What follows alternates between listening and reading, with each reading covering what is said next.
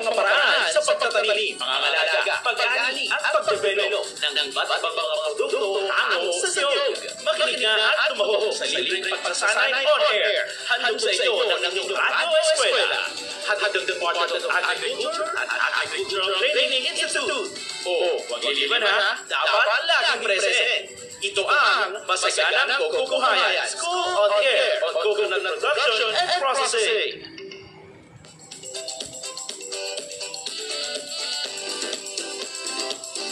Muli, magandang araw sa ating lahat. Ito na nga ang ating pagkakataon upang muli magtipon-tipon at talakayin ang mahalagang kaalaman tungkol sa niyog, at kasama niyo ako ngayong Biyernes, ika-12 po sa buwan ng Hunyo taong 2023 para sa isang special na oras ng talakayan, Masaganang Kukubuhayan School on Air on Coconut Production and Processing.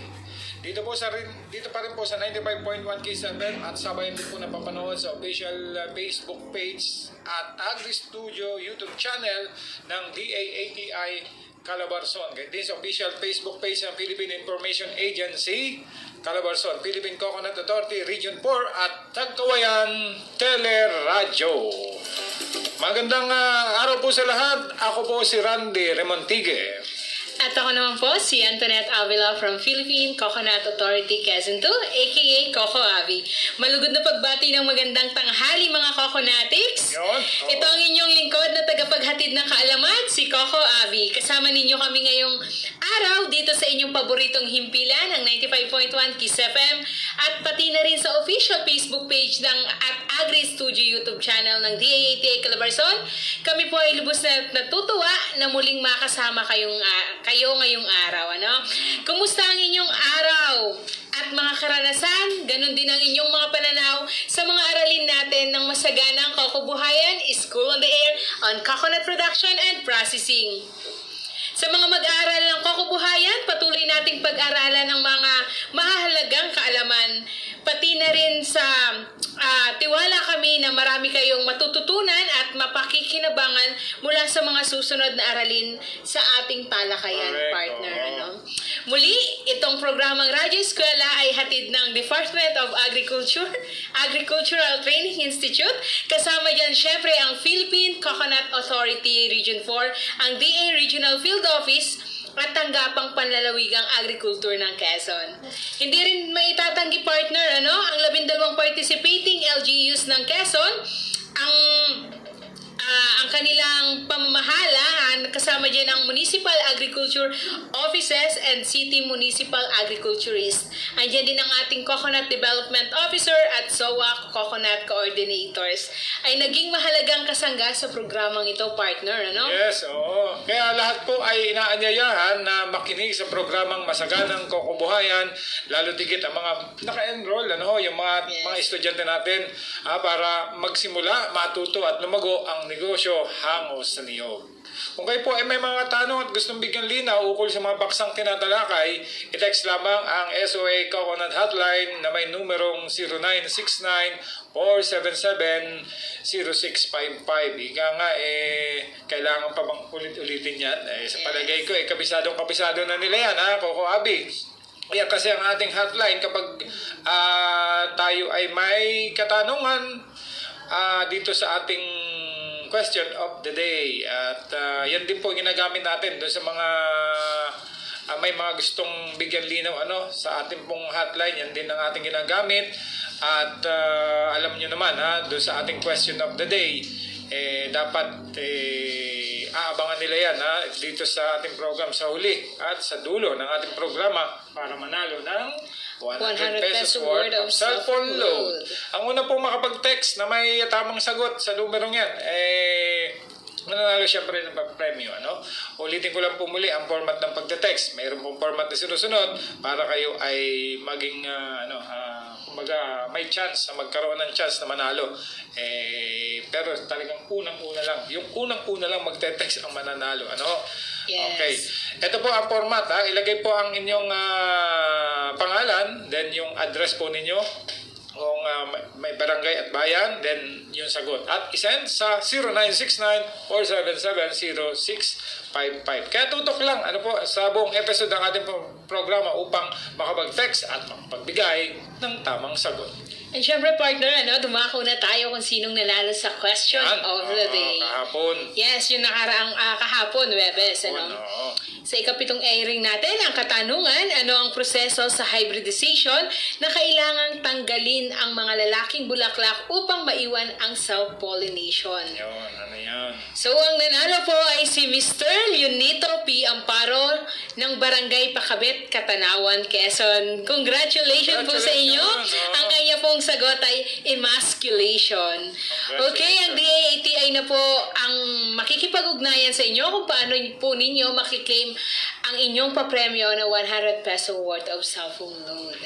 Okay, partner, tapos na tayo sa ating nanalo sa question of the day. Magbalik tanaw naman muna tayo. Yes, Siyempre, ang Coconut Hybridization Program Operation ni Miss Marieta C. Perez, ang Project Development Officer 4 ng PCA Region 4. Ano po? Na ang layunin daw nito ay mapataas ang produksyon ng niyog at supply ng mga dekalidad na hybrid planting materials na umaakma sa programa at pagtatanim ng Philippine Coconut Authority. Siyempre, tinalakay niya rin ang iba't ibang subcomponent ng hybridization program. Andiyan ang hybrid seed nut production for seed farm establishment in government land. Andiyan din ang communal nursery strategic planting and replanting precision. And nandiyan din ang farming professionalizing workforce and pollen production. Target din ng PCA na magkaroon ng operation roadmap sa loob ng 5 taon from 2022 to 2026 at maipa-certify ang mga natitira pang parental palms. Tinalakay din niya ang mga tungkulin at responsibilidad ng farmer partner. Ilan dito ang panatilihin ng pangangalaga ng niyugan at mapanatili ang mga umiiral na intercrops kung meron man. Maaring irekomenda ang farmer partner ng mga manggagawang tanggapin bilang mga tauhan ng proyekto na siyang gagawa ng mga aktibidad ng hybridization na napapailalim sa apruba ng PCA. Ganon din ang responsibilidad ng tungkulin ng PCA gaya ng eksklusibong karapatan na patakbuhin at panatilihin ang mga niyog na nakatanim sa paksang lupain at ginagamit sa aktibidad ng hybridization 7 araw sa isang linggo. At last, magbigay ng mga kinakailangang input tulad ng mga pataba, mga supply at maliliit na kasangkapan at mga kinakailangan lakas tao para gawing hybridization. Yes. Samantalang sa ikalawang bahagi po ay nakasama natin si Dr. Juanito B. Sanggalang, ang Technical Consultant, DOST Picard. At kanya pong tinalakay naman ang may kaugnayan sa CFIDP Hybridization Research. At base po dito, ito ang sistema ng pagpapalahi ng niyog gamit ang dalawang magkaibang varieties na may magkakaiba at magandang katangian. Ito pong dwarf and tall variety na common. Ang niyog ay isang monoecious, kung saan ito ay nagpuproduce ng male female flowers sa isang puno. Ang pagpupollinate ng niyog ay ang proseso ng reproduction kung saan ang pollen ay nililipat mula sa mga bulaklak ng lalaking niyog patungo sa mga bulaklak ng babae. Ang mga bulaklak ng lalaking niyog na tinatawag na inflorescences ay nagpuproduce ng malalaking dami ng pollen. Sila ay mahaba at cylindrical ang anyo na nakakabit sa puno. Ang mga bulaklak ng babae naman ay mas maliliit at matatagpuan sa ibaba ng inflorescences. Sila ay naging niyog kapag nagkaroon ng pollination. Mahalaga ang tamang pamamahala at pangangalaga sa mga hybrid na niyog upang mapanatili ang kanilang optimum na production at kalidad ng bunga. Ang pagtatanim ng hybrid na niyog ay maaaring magkaroon ng mga technical aspeto tulad ng pagpili ng tamang uri ng niyog na paghahaluin at tamang pangasiwa at pagpaparami at pagtatanim. Ang pag-aaral at paggamit ng hybrid na niyog ay patuloy na nagpapalawak upang mapabuti ang produksyon ng niyog. Ayan, yan po yung tinalakay kahapon ni Dr. sanggalang. Yes. So, dako naman tayo, partner, sa ating paksang tatalakayin ngayong ikawalong pag-ere. Ano? Ang Aralin 12 ay dyan ang Good Agricultural Practices o GAP, from site selection to farm establishment ni Ginoong Moises T. De Mesa, ang agriculturisto ng PCA Laguna and Rizal. And syempre, andyan si Miss Marian Maranan, ang agriculturisto mula sa PCA Quezon 2. Yan. Pero bago yan, Coco Abby, ito muna ang ating isusunod ang agribalita ni Coco Rowie. Coco Rowie, pasok!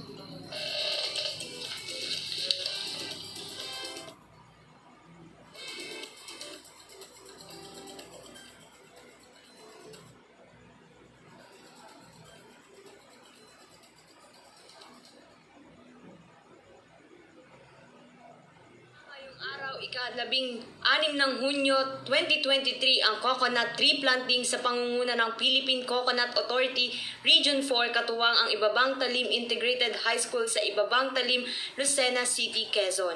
Nakiisa sa nasabing aktibidad si Ginoong Bibiano C. Concebido Jr., ang Regional Manager 3 ng Philippine Coconut Authority katuwang sina Ginoong Alexis P. Mojica, Administrative Officer 5, Ginang Marieta C. Perez, Project Development Officer 4, Binibining Riza M. Morillo, Accountant 3 at ilang kawani ng Philippine Coconut Authority Region 4. Lumahok din si Naginang Arlene L. Mendoza, School Head Office, Senior High School Focal Person Ginoong Arcelito M. Aliento, Junior, School Advisor Catherine Joy F. Manalo at 4th Club Advisor Isagani P. Nocos ng Ibabang Talim Integrated High School. Isinagawa din sa nasabing aktibidad ang Deed of Donation ng hybrid coco seedlings mula sa Philippine Coconut Authority. Layunin ng nasabing aktibidad na palawakin ng kaalaman ng mga mag-aaral hinggil sa niyog at suportahan ng advokasya na mapalawak at mapalago ang mga puno ng niyog. Ako si Coco Rowie mula sa Philippine Coconut Authority Region 4 para sa Agri Balita.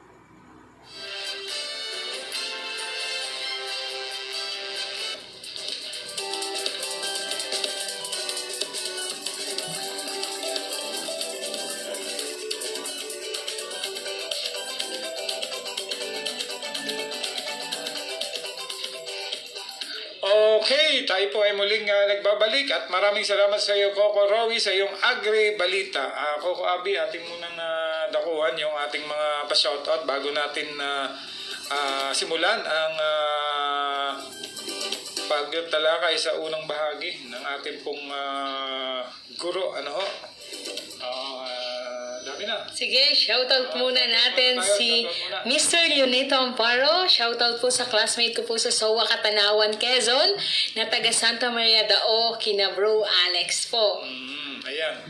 Sino pa? Si Natalia Ebora. Magandang araw po sa inyo.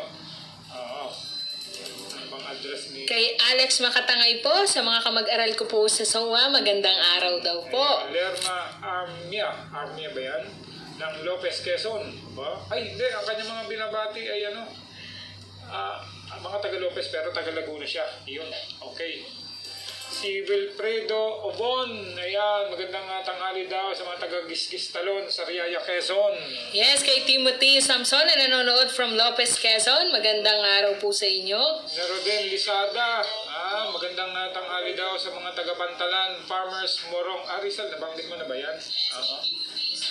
Okay, ayun. Maraming salamat po sa inyo Hindi namin lahat po maiisa-isa, yun lamang ang aming problema. Pag inisa-isa namin lahat, ang mga nagpapashoutout dyan, mauubos ang oras namin. Ito na, tuloy-tuloy na tayo sa ating pong programa at para simulan ang ating aralin, ay kasama natin live na live ang ating guro sa araw na ito.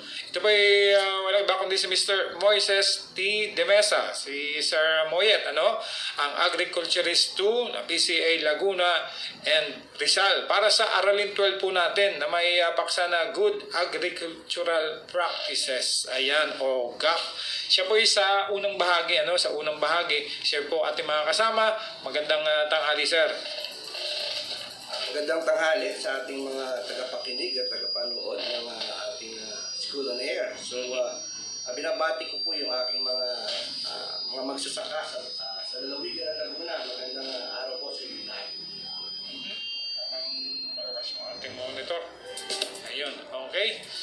Okay sir, at siguro hindi natin patagalin at nakaabang na ang ating o naka-ready na ang ating mga estudyante para sa inyo pong pagtalakay dito po sa Good Agricultural Practices. Ano po ba ito sir at ano po ang mga legal na basehan nito?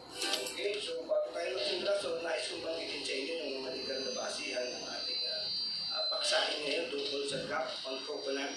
So yung legal na basihan, ito ay isang batas pambasa bilang 10611 or Food Safety Act of 2013. So nakapaloob dito ay batas upang pagtibayin ang ligtas na pagkain sa sistemang regulidad ng bansa upang proteksyonan ang mga kalusugan ng ating mga mamimili o ating mga tao dito sa ating bansa. At gayon din, maka-access sila sa mga upang makaabot sila ang mga pasilidad ng lokal ng merkado at iba pang layunin nito. So yun. So ano ba yung ligtas na pagkain o food safety?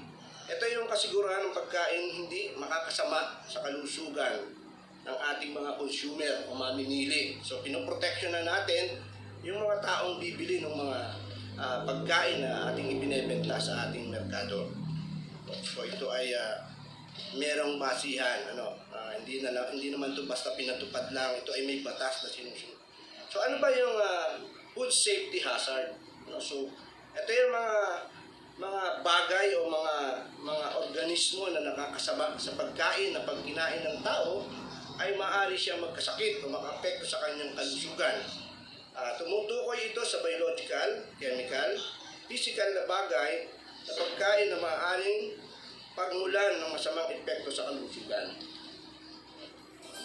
So ano na ito? So yung sa biological ay mga organismo kadalasan ay pinagmulan sa pagkain na nagmumula. So katulad ng bacteria, amag, viruses, o parasite. Sa chemical naman, yung mga pesticide na binogba natin sa ating mga halaman at yung mga heavy metal na matatagpuan sa mga lugar na kung saan malapit sa mga tapunan ng basura o sa mga minahan kung malapit man ang lugar na taniman. At yung mga toxic substance tulad ng lead, mercury, cadmium at arsenic.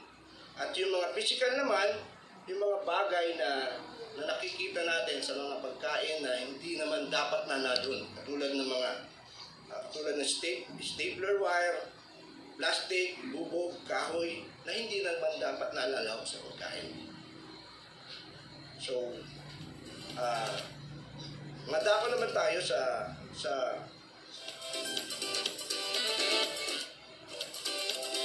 Okay, sir, nabanggit namin nga kanina na para dun sa good agricultural practices, ano po, at sa site selection to farm establishment, yung unang bahagi kasama rin na kayo rin po yun, madidiscuss din po ninyo. So, ano po ba ang mahalagang bagay na dapat isaalang-alang sa pagpili ng tamang lokasyon para po sa pagtatanim ng niyog? So, okay, ang pagpili ng lugar at pangangalaga at pamamalakad nito, dapat ang lugar natin ay nararapat sa mga lugar na angkop para sa produksyon ng pagkain at processing. Kinakailangan din ang lugar ay may hindi aabot sa taas na 600 meters above sea level. Kasi doon na pag umabot ng lagpas sa 600 meters, maaaring hindi na magkaroon ng magandang produksyon. Okay. Meron pala, Yun yung tamang taas kasi at least dapat 600 meters above sea level. Kasi prone na yun, sir, sa sa wind. Yes, Madaling matumba ang niyog pagka tumaas siya at nasa above 600 sila. Oh, yes. At ang iba pang bagay ay yung dami ng ulan. Ang yun ay hindi nababagay sa lugar na malimit ang ulan. Na dapat ay meron siyang hindi siya abot ng 1,500 to 2,000 millimeter ang dami ng ulan na pinatak. And then sa mga temperatura, yung kanyang tamang temperatura, at least dapat may 27 degrees Celsius ang kanyang temperatura. Dapat hindi tataas kasi katulad ng lugar na sa norte o sa Nueva Ecija o sa anumang lugar sa Pangasinan ay hindi papansin nyo, hindi ganun kadami ang coconut trees doon kasi napakataas ng temperature. Papansin nyo po dito sa Quezon, sa atin, sa lugar ng Quezon, sa Region 4, ito talaga yung lugar Tama. coconut trees sa atin. So maganda yung ating temperature. And then yung drainage, so kailangan hindi nabababad ang ating niyog ng mas matagal. Yes. Ng 5 araw hanggang 7 araw. Oo. Dahil pag nangyari ito, talagang maapektuhan ang produksyon ng niyog kung ito ay mabababad ng mas matagal sa 7 araw. And then yung wind speed, and then yung mabilis na hangin ay nakaka-apekto din sa produksyon ng coconut. Okay. Ang speed ay kailangan itataas ng 50 kilometers per hour, 30 to 50 kilometers per hour. So, alam naman natin, katulad nga sa mga lugar na malapit sa mga windmill, sa Pililla, wala tayong mapapansin na maraming doon. Yes. Kasi yung lugar na yan, talagang malakas sa hangin, kaya may windmill doon. Pagdaanan ng bagyo, sir. So, yung mga daanan ng bagyo, so talagang hindi rin mag-perform na maganda yung hangin. Okay. Dahil sobrang stress niya sa hangin. And then yung sunlight, kailangan at least may 6 hours a day na sunlight kasi ang coconut natin ay sun-loving. Yes. Sun-loving tree. So kailangan talagang tahaw na tahaw. At least meron siya bawat araw na 6 na oras na araw. 6 na oras na sikat ng araw. And then yung water naman o yung tubig, nakakailangan din yung ating coconut ng at least 4 na litro na tubig kada araw. Yun dapat ang kanyang water requirement. Sa soil fertility, mas maganda ay yung matatabang lupa, yung lugar na malalapit sa mga dinadaanan ng tubig, tulad ng ilog, sa mga bundok, yan, matatabahan lupa. So, talagang magpe-perform o maganda ang performance ng ating coconut sa mga lugar na matatabahan lupa. At the same time, yung mga soil type naman, yung klase ng lupa na kailangan pagtaniman niya, ay doon sa mga loamy soil, clay soil at sun soil. So, dapat doon sa mga lugar na nababagay na magtanim ng coconut. So, yun yung mga environmental and agronomic factors affected production of coconut. Ayan palang isa-alang-alang, ano po? Yes, sir. So, Tanim. Anyway, yung ating naman lugar dito sa ating region ay talagang yung lahat ng ating dito, akmang-akma sa production ng coconut. Kaya madami ditong Yes, sir. puno ng nyog. Eh, sir, paano naman po tayo yung magmampalang lugar na pagtataniman? Okay.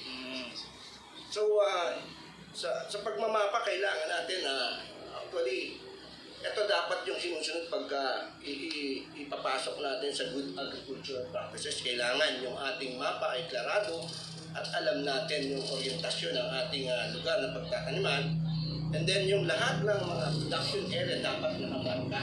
Dapat may mga signage, nasa yung production area, nasa yung taniman natin, nasa yung ating nursery area, yung ating compost bin, saan nakalagay. Dapat lahat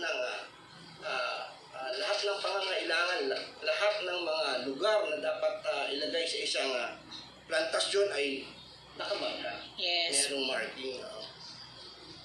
So, yun po muna ang unang bahagi ng talakayan ni Mr. Moyet de Mesa, no?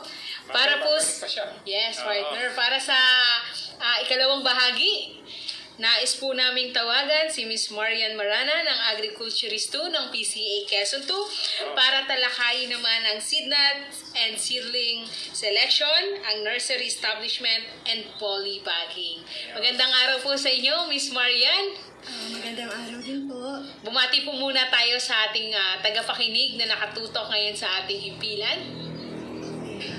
Isang mapagpalang araw po sa ating lahat. Unang-una sa aking mga kasama dito sa studio.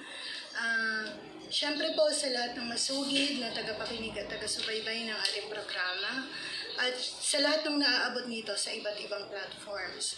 At siyempre sa ating mga kaisa at kaagapay sa pagpapaunlad ng industriya ng nyog, ang ating mga masisipag na coconut farmers, nais ko pong samantalahin ang pagkakataon na mabati po ang Federation of Coconut Farmers sa Katanawan sa pangunguna ni Pangulong Miguelito de la Peña at ang Katanawan Coco Farmers and Agriculture Cooperatives sa pangunguna naman po ni Pangulong Daisy Laisan G. Tambor. At sa lahat po, syempre, ng ating mga SOA participants. Yes, okay. So, simulan na natin ang ating katanungan para sa inyong topic. Ano po? Para sa kaalaman din ng lahat, ano ba ang indication or characteristic po ng magandang binhi para sa ating pagtatanim? Okay po, maraming salamat po sa katanungan, Coco Abby. Yes po. Sa simula pa lang, kinakailangan tama na po yung pag-aalaga natin sa ating mga niyog. Mula pa lang po sa pagpili ng coconut seed nuts, maging sa mga seedlings po na itatanim natin, at even po doon sa mismong pagtataniman natin at yung paraan ng pagtatanim. Kinakailangan po talagang may tender loving care, ika nga. Kasi po, once na maitanim na natin ng coconut sa field, kumbaga po napakahabang panahon na mananatili na po siya doon. So, una po, natanong niyo po yung mga katangian na kailangan para malaman natin kung ito ba ay good quality seed nuts. So, pagdating po sa sourcing and selection ng mga binhi ng niyog, may mga general considerations po tayo. So, maliban sa dami at kalidad, bilang ito po yung pangunahing consideration, ang uri din or varieties ay kailangang piliin base sa pangangailangan sa merkado, kagustuhan ng farmers mismo o yung tinatawag na personal preference at kung suitable ba siya sa isang locality. Kinakailangan din na isaalang-alang ang uri ng lupa, kagaya ng binanggit kanina, nutrient levels, availability ng tubig, temperatura at yung humidity, at mga peste at sakit ng niyog. So, para din po sa epektibong kapakinabangan, kinakailangan ng mga planting materials natin ay maaaring piliin batay sa pagiging resistant nito or matatag sa mga peste at sakit. At syempre po, yung mga planting materials ay dapat maganda ang kalidad at ito ay galing maaaring sa PCA Seed Gardens or Seed Production Centers, sa BPI or PCA Accredited Nurseries, o maaari rin naman ito ay PCA Recommended Varieties coming from various seed nut producers, o di kaya naman po mismo sa farmer-selected mother palms. Ang tamang pinagmulan at pagpili ng mga dekalidad na binhi ng niyog ay dapat gawin upang matiyak ang dami ng bunga o produksyon ng niyog. So, yung mga binhi po ng niyog ay dapat nagmula sa mga piling mother palms ng National Seed Industry Council or yung tinatawag po natin na INSIC, at nakarehistro na PCA Recommended Varieties. Yung mga mother palms ng open pollinated varieties, so yun po, dapat piliin mula sa block or area na kung saan ay magkakapareho at madami yung namumungang puno na nagbibigay ng average na at least 10 nuts kada buwig tuwing 30 days para sa tall varieties at 50 nuts naman kada buwig tuwing 25 days para sa dwarf varieties. So, ito po, yung mga binhi, gaya ng tanong ni Coco Abby kanina, kinakailangan pong walang sakit, walang sira or damage na dulot ng mga insekto or daga. Physiologically mature. So usually po nakikita natin na matured na ang seed nuts kapag brown na yung kulay ng kanyang balat. So dapat po makinis yung balat, walang mga punctures or sugat, at dapat mayroong slushing sound. So ito po yung terminology na ginagamit. Kapag kinalog natin na may naririnig po tayo na tunog, di ba po? So ang tawag po din is slushing sound. Dapat po ungerminated at dapat makikita talaga yung pagkakahawig ng seed nuts doon sa specific variety, yung distinct characteristics ng mother palm o yung puno na pinagkunan. And syempre po, yung mga seed nuts na naha-harvest, minsan po hindi pa po siya fully matured. So pwede po natin siyang i-season sa malilim na lugar. At seasoning po yung tawag doon na kumbaga po, pag hindi pa siya fully matured, ilalagay muna natin siya sa isang place. Bago po siya natin ipunla or ipalan. Kinakailangan muna natin ilubog sa tubig, tanggalin yung perianth lobes or yung parang bulaklak sa ibabaw. Kung nakikita niyo po ng personal po yung ating mga seed nuts. And then, saka natin ilalagay sa mga itinalagang seedbed or punlaan. Ang paglalagay ng seed nuts sa punlaan ay maaaring gawin either upright or diretso lang, yung germ end po niya, yung pinagtanggalan ng perianth lobes na sa ibabaw. Or pwede rin naman po na medyo tilted or nakahilig po siya para sa mga dwarf varieties. Ano po?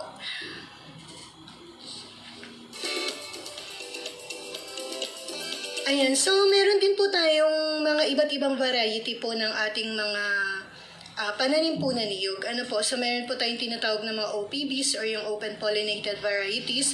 So ilan po dun yung mga Baybay Tol, Tahiti Tol, Laguna Tol, which is very common po dito sa atin sa Calabarzon, particularly in Quezon. Tagnanan Tol, Katigan Green Dwarf, Bago Oshiro Tol, Malayan Red Dwarf, Aromatic Green Dwarf, at iba pa po. So, meron din po tayong mga single cross hybrid. So, yun naman po yung mga pinagsama na po yung dwarf at saka tall po natin. So, yung pinaka-common po natin yung PCA 15-1, which is Katigan and Laguna Tol po. Katigan, Green Dwarf, and Laguna Tol. So, dako naman po tayo sa pangalawang topic ko, which is yung nursery establishment. Ano po? So, under po nun yung nursery site selection, seedbed, at saka yung polybag nursery. Ayan. So, paano po ba tayo pipili ng isang magandang nursery site? Ano po ba yung mga characteristics nito? So, una po, dapat siya po ay open, level, at saka yung well-drained. Hindi po siya, kumbaga, naiistakan ng tubig. Medyo dapat po yung kanyang lupa ay medyo light or loose, yung kanyang texture. At syempre po, dapat talaga may magandang source po ng tubig, accessible sa transportation, at malayo po sa mga maaring makasira sa kanya. Ano po? So, yung mga insect pests or diseases, at saka po yung mga stray animals. Ano po? So, kapag po kayo ay pipili ng isang nursery site, kung halimbawa po gusto po ninyo ay medyo malaki po yung nursery site na gagawin po ninyo, halimbawa po mga 50 hectares po, good for 50 hectares. So yung po, ang minimum area po nun is 3,600 square meter at nakaka-accommodate po yun ng 12,000 seed nuts. And yung isang hektarya naman po ng ating seedbed nursery ay pwede pong maglaman ng 150,000 to 180,000 seed nuts. Yung ating pong seedbed or yung ating punlaan, preferably po dapat nasa center po siya ng nursery. And dapat po siya po ay malinis, na araro, para po mas madali po yung pag-facilitate natin ng pagpapalan po ng ating mga seed nuts. So pagdating naman po dun sa seedbed, meron po tayong 4 na kailangan i-consider. So una po yung kanyang elevation or yung taas niya dun sa ground. So dapat po 10 to 20 cm para po yung drainage po niya is maganda po. And then yung sa width naman niya or yung sa kanyang lawak, 1 meter dapat po para kumbaga po maiwasan natin yung matapakan po natin yung mga seed nuts during maintenance and the transfer operations. So doon naman po sa haba, 2 meters seedbed is ideal. Yung 1 meter by 40 meters can accommodate about 1,000 seed nuts. At syempre po, yung pathway, mahalaga po yun kapag gagawa po tayo ng mga seedbeds or yung mga punlaan natin. So yung daanan or yung pathway, ang kanya pong, kailangan po meron po siyang 0.75 to 1 meter sa pagitan po ng mga seedbeds. To facilitate smooth nursery operations. Ayan, so sa pagpapala naman po ng ating mga seedbeds, so diba prepare na po ang ating seedbed, so tayo po ay magpapala na ng mga seed nuts. Alam ko po sa ating mga coconut farmers, since ang PCA po ay matagal na po may programa, yung Participatory Coconut Planting Replanting. Alam ko po na marami na po sa ating mga coconut farmers is talagang marunong na po talaga silang gumawa ng seedbed, at magpalan kung paano po yung tamang paraan ng pagpapalan. So parang ito yung refresher na lang din po sa karamihan sa atin. So yun nga po, sabi ko po kanina, pwede pong dalawang paraan po yung pagpapalan natin. Pwede pong diretso po siya, upright, or medyo nakadahilig po or tilted. And dapat po, medyo yung mga seed nuts natin ay tabi-tabi para if ever po na magkaroon po ng malakas na ulan, hindi po magugulo yung hanay po niya. Dapat magkakadikit po siya. And yung mga nuts po natin or yung mga binhi natin, dapat medyo covered po siya ng lupa with about 2/3 of their size buried. Ano po. And then, yung ideal, dapat meron tayong mga signboard na pinoprovide dun sa bawat seedbed po natin. So, nakalagay dun, ano yung variety, yung type, tapos kailan ba ito pinunla, ilan yung nilagay mo sa bawat seedbed mo, ilang seed nuts yun. And then, yung bawat seedbed may mga number siya.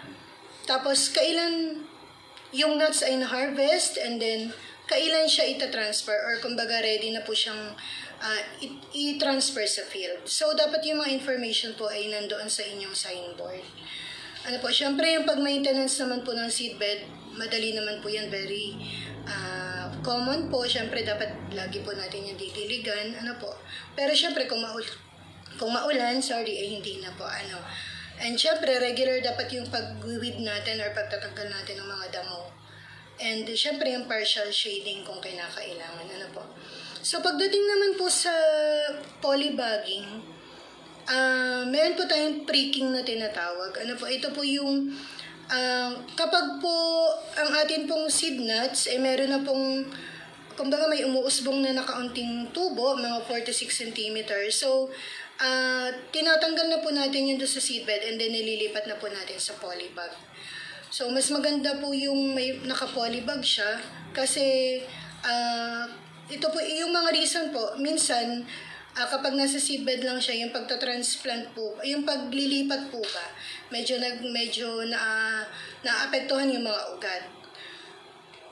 So, syempre po, kapag naka-polybag din po ang ating mga punla, o yung mga seedlings natin, pwede po natin siyang ma-retain doon. Kung halimbawa, hindi pa po maganda yung panahon, so, pwede pa nating i-stay doon sa polybag yung ating mga seedlings. And syempre po, kung pag-uusapan natin is age-wise, mas madali po yung pagpili ng mga seedlings na, kumbaga, yung magkakapareho yung edad nila, magkakasing taas sila. Yung pong, kung makikita po ninyo, pag pinag-compare po yung ugat noong seedling sa seedbed at saka doon sa polybag, yung pong nasa seedbed, yung po nasa polybag, medyo mas marami po yung rootlets niya or yung active roots po niya compare po doon sa nasa seedbed po natin. So, yun lang po yung pamantayan naman sa pagpili ng seedling. Syempre, dapat maganda yung tindigan, balansyado, pantay yung dahon, pare-parehas ang laki, walang sira ng insekto, walang anumang sakit, at walang naiibang kulay or yung albino po na tinatawag. So, hanggang doon lang po siguro yung aking discussion at ibabalik na po natin. Continuation po kay Sir Moyet. Okay, maraming salamat po, Ma'am Marian. Kung kayo po ay may katanungan, pwede po kayo mag-chat sa ating comment section, sa ating live stream, para po masagot ang inyong mga katanungan at gustong malaman. Ano po? Okay, at syempre, eto na. Muli, si Sir Moyet de Mesa para sa muli niyong pagtalakay sa aralin po na kanya pong sinimulan kanina, paksa po, syempre, ang Good Agricultural Practices or GAP para po sa Site Selection to Farm Establishment. Okay. Sir Moyet, magandang tanghali po muli at isa yung pagbabalik. After natin mag-select ng good seedlings, so dako naman tayo sa Coconut Farm Establishment. Preferably yung ating land preparation, ito yung karamihan, hindi pinapractice ng farmer. Ang ginagawa lang ni farmer is basta maghukay-hukay lang siya and then tanim-tanim. Pero ito ay kailangan talaga, siyempre sinelect natin yung kanyang seed na, sinelect natin yung seedlings. So kailangan may maayos na pagtataniman naman yung ating mga pananim. Yes, hindi lang matatapos sa Yes. Sir Moyet, sa pagpili ng magandang binhi. Yes. Okay, paghahanda ng lupa o land preparation ay pag-aalis ng maliliit na puno, pagtatabas ng mga damo at mga dagma sa lugar na pagtataniman o sagabal. So kailangan na walang mga sagabal na pwedeng makaabala sa ating pagtatanim. And then kasunod ng ating pag-aalis ng mga dagma or mga puno-puno na maliliit, so kailangan naman natin mag-araro at magsuyod ng ating lupang pagtataniman. And then, siguraduhin natin na walang matataas na damo na may iwan, parang para mas maayos yung paglaki ng ating coconut. So and then alinsabay dun sa ating malinis na pinagtaniman para makontrol natin naman yung paglago ng damo, kailangan na mag-establish din tayo ng cover cropping.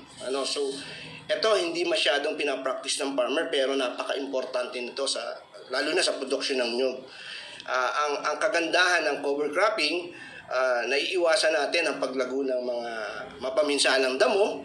At the same time, nakakapagdagdag ito ng soil fertility o yung taba ng lupa.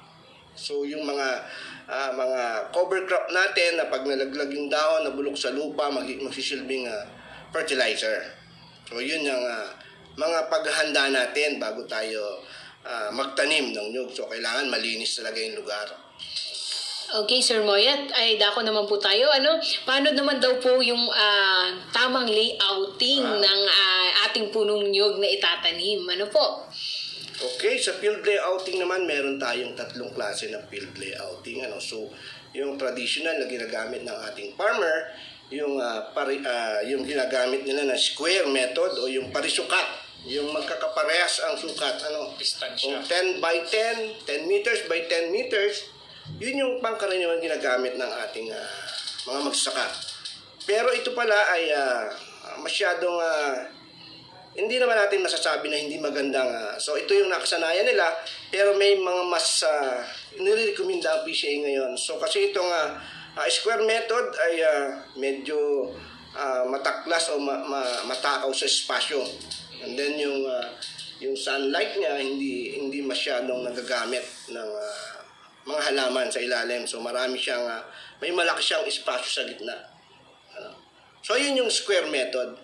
Yung padalwa nating sistema ng pagtatanim ay yung inirekomenda ng PCA, which is yung triangular method o yung tatsulok. So itong tatsulok na sistema ng pagtatanim ay mas marami ang tanim kaysa sa square method ng 15%. 15% ang increase niya kaysa dun sa mas marami yung naitanim compare dun sa square. So ang seedlings sa 9 by 9 meters na pumapasok sa isang hektarya ay halos nasa 143 seedlings o coconut seedlings yung naitanim. Compare dun sa 10 by 10 o sa 9 by 9, hindi niya kayang abutin yung 143. Mas mababa siya. At the same time, nakukuha din niya ng maayos ang sikat ng araw kasi may orientation na sinusunod itong triangular method. So, yung longest distance niya o yung pinakamahabang distansya niya ay nakatapat sa east-west orientation. So, alam naman natin, ang coconut is sun-loving plant, sun-loving tree siya. So, yung patatlo naman natin na field layouting ay ang G3PH o yung tatluhan. Ito yung mainit pa ngayon na ini-introduce ng PCA na yung group of 3 per hill. So sa loob ng isang hektarya, maaari tayo makapagtanim ng 300 kapuno ng niyog. So hindi bababa ng 300. Ang kinakailangan lang dito ay intensibong pangangalaga. Kailangan natin regular tayong mag-maintain o magpatabas, regular tayong magpatubig, and regular tayong mag-abono para ma-meet natin yung production na in-expect natin. Dahil sa sobrang dami, dahil nga marami yung puno natin, kailangan nating mag-supplement o maglagay ng dagdag na pataba at ng patubig para sa ating mga tanim. So okay. So sa pagkatapos nating makapag-layout, kailangan naman natin maghanda naman tayo sa pagtanim. Pagtatanim, yes, ma'am.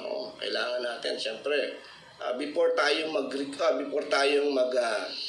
mag-pick up o kumuha ng pananim sa ating opisina sa PCA, kailangan yung ating lugar ay nakahanda na. Kailangan meron ng may hukay na in advance. Kailangan merong 2 months na nakahukay na. Kasi, Okay. so, 2 months, at least 2 months ang ating... Yes, Sir Moyet. So, paano po ba itong paghahanda ng pagtataniman or ano po ba yung mga sukat ng mga butas na pagtataniman natin? So, noong araw kasi walang sinusunod na sukat. Yes. So, ngayon, base sa pag-aaral, na kailangan talaga sumunod tayo doon sa mga inirekomenda ng ating mga eksperto. Ano? So, ang pagbubutas natin, kailangan at least 2 months earlier. And then, yung size naman ng butas niya is 50 by 50 by 50 centimeter. 50 ang luang, 50 ang lalim. 50 by 50. So, kalahating metro siya. Bakit ba kailangan nating mas malaki yung butas? Hindi naman kailangan na isushoot mo lahat yung ating pananim doon kasi matatabunan yun. So, ginagawa natin to para gumanda yung structure ng lupa, hindi siya pilpil o hindi matigas para maging buwaghag. Yes. And then yung lahat na gusto nating ilagay na pabaon o yung basal application ng organic fertilizer ay mailagay natin upang sa kanyang panimulang paglaki ay meron siyang pagkukunan ng sustansya at maging maayos ang kanyang paglaki sa pagdating sa field. Yes. Ay ano naman daw sir yung recommendation na kailan pwedeng magtanim or ano po ba yung magandang panahon para magtanim? Okay, so siyempre si coconut ay bagong kuha natin sa nursery, yung seedlings natin kailangan i-timing natin sa panahon ng panag-ulan. Yung pasok ng rainy season. Yes. Kasi critical period kasi yung pagta-transplant from nursery papunta sa field. So kailangan proper yung timing ng pagtatanim. So, kailangan sa onset ng rainy season. So, ano ba yung buwan ng ating rainy season sa atin dito sa lugar ng Calabar Zone? So, panahon ng pagpasok ng katapusang linggo ng Mayo, June, July. So, dyan yung napakagandang magtanim. And then, the timing din natin sa araw, yung araw, kailangan mas maganda magtanim sa hapon kasi hindi niya susuungin yung mahabang init mula sa tanghali. So, kung hapon tayo magtanim, so lilipas yung gabi and then sa umaga, so napakahaba ng malamig na oras. Kumari sa gabi, sir. Pwede. Sa gabi. Sa hapon. Mga 3 o'clock onward, okay na yun. And then, ang pinaka-critical period kasi ng bagong tanim na seedlings natin is from 4 to 5 months. Kailangan maalagaan natin yung ating mga bagong tanim sa panahon na yan. Kasi dyan siya nagde-develop ng mga bagong dahon, ng mga bagong ugat. Kailangan pangalagaan natin siya.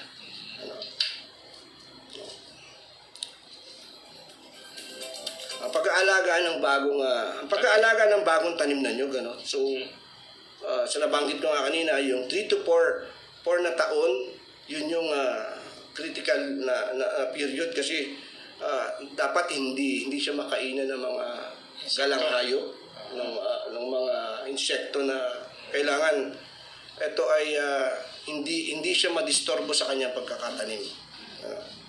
And then yung siguraduhin natin yung drainage o yung daanan o daluyan ng tubig ay sigurado nating hindi siya natitigil ng tubig.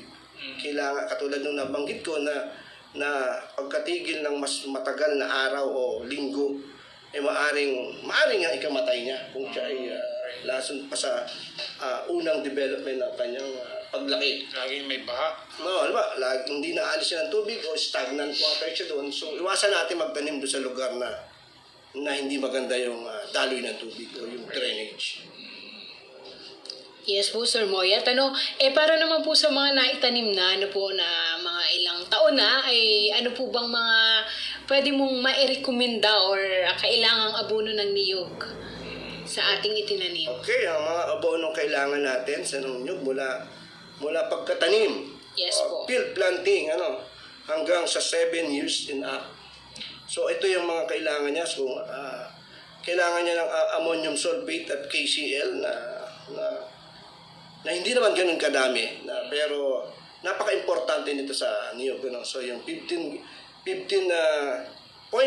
kilos o 150 grams na AS, KCl ay 200 grams, And then doon naman sa 6 months after field planting, 200 grams to 250 grams.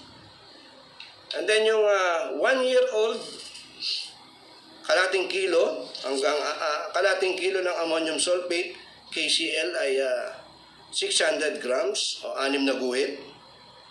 And then bawat yugto ng taon ay tumataas ang gramo ng kanya hanggang umabot siya ng 7 years old and up. So 1.5 kilo ng ammonium sulfate at KCl ay 2 kilo kung siya ay namumunga na. Napaka-importante ito. Ito yung hindi nagagawa ng ating mga magsasaka dahil nga sa kakapusan. Siguro ang mahal ng, alam nyo naman yan, napakamahal ng abono.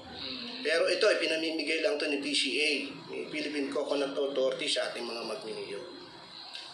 So yun yung mga abono na kailangan natin na mailagay para maging maayos at maganda ang ating tanim na niyog. And then, meron pa rin tayong tinatawag na mga organic na pataba, organikong pataba. So, maaari naman tayong maglagay ng mga, nanggaling lang sa ating mga dumi ng hayop, katulad ng kalabaw, baka, manok, baboy. Siguraduhin lang natin yung mga dumi ng mga hayop ay maayos ang pagkakabulok. Huwag natin siyang ilagay ng fresh. Kasi mainit, yes, Sir Moy. maaaring makamatay ng ating halaman, lalo na yung mga bagong tanim. And then meron naman tayong mga plant-based fertilizer katulad ng kakawate, dahon ng kakawate, magputol lang tayo, ilagay lang natin doon sa tabi. Yung basta yung mga halaman na matataas ang nitrogen, lalo na yung mga leguminous plant. So pwede tayong maglagay ng plant-based fertilizer sa ating coconut. Isa na nga dito yung ipil-ipil, kakawate, tapos yung plementia. So pwede nating ilagay yun. So usually yung mga kakawate marami naman sa ating mga lugar sa ating farm. Okay, continue po tayo, Sir Moyan, sa inyong discussion. Okay. So, kung meron naman tayong naispalitan, Yes. pagpapalit ng puno ng nyug, kung sakaling matatanda na yung ating mga punong nyug, siguraduhin lang natin na bago tayo mag-alis o magputol, kailangan naka-establish na